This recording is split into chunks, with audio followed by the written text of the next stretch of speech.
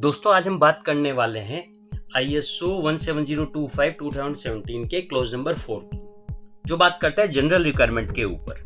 तो इसका close number 4.1 है इम्पार्शियलिटी और इसका 4.1.1 है laboratory activities shall be undertaken impartially and structure and manage so as to safeguard. इसका मतलब ये हुआ भाई जो भी लैबोरेटरी की एक्टिविटीज हैं वो निष्पक्ष रूप से की जानी चाहिए in order to safeguard impartiality. इसके लिए क्या करना है, इम्पार्शियलिटी को सुरक्षित करने के लिए हमें लैबोरेटरी का स्ट्रक्चर बनाना है और जो भी हमारे प्रेशर्स हैं या जो भी रीजंस हैं इम्पार्शियलिटी के कारण उनको मिटिगेट करने।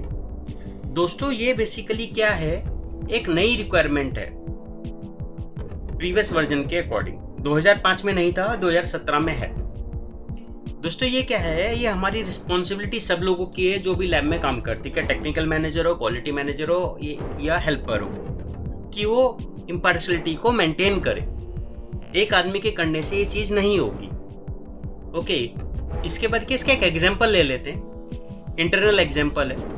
Risk of impartiality can come from with in the laboratory itself. For example, manager putting pressure on technician to break from the testing procedure to get better turnaround time or to overlook adverse result that will upset a client।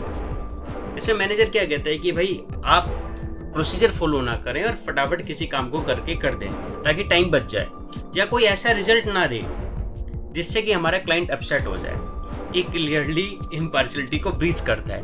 तो ऐसे pressures को avoid करना है, ऐसे pressures नहीं लेने।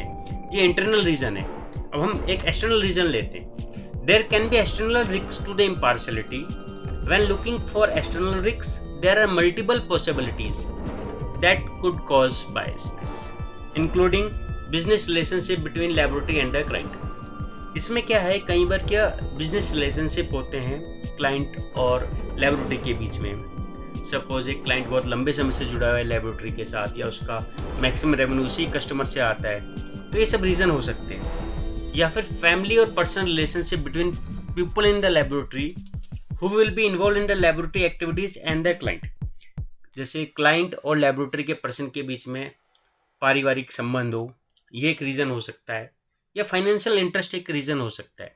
Suppose किसी client की पार्टनरशिप हो उस लैब के अंदर। ये सब कुछ जो बता रहे हैं इसका सिर्फ एक ही रीज़न है, मतलब जो भी रिजल्ट लैब से निकले, क्या वो टेस्टिंग रिजल्ट हो या कैलिब्रेशन रिजल्ट हो, वो सब करेक्ट होने चाहिए, अनबायस होने चाहिए, इम्पार्शियल होने चाहिए। तो ये क्लोज नंबर 4.1.1 यहाँ पर ख़त्म होगा। इसके बाद अपना आता है क्लोज नंबर 4.1.2। इसमें क्या है, पिछली बार लैबोरेटरी एक्टिविटी की बात थी, इस बार लैबोरेटरी मैनेजमेंट की बात है। Laboratory management shall be committed to impartiality. Laboratory management कैसे करेगी, उसके लिए स्टेप्स हैं। Develop a culture and awareness training program of impartiality. Culture बनाए कंपनी में, अवेयरनेस पैदा करे, ट्रेनिंग दे। और obtain personal declaration and commitment. लोगों से डिक्लेरेशन साइन कराए, उनसे कमिटमेंट मांगे कि वो इसको फॉलो करेंगे और इसके साथ ही इसको क्वालिटी पॉलिसी का हिस्सा बनाएं।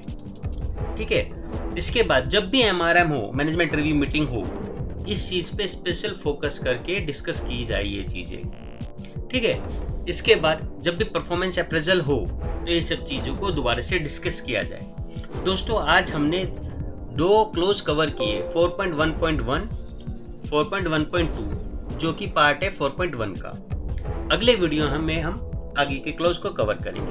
वीडियो देखने के लिए बहुत बहुत धन्यवाद। Thank you.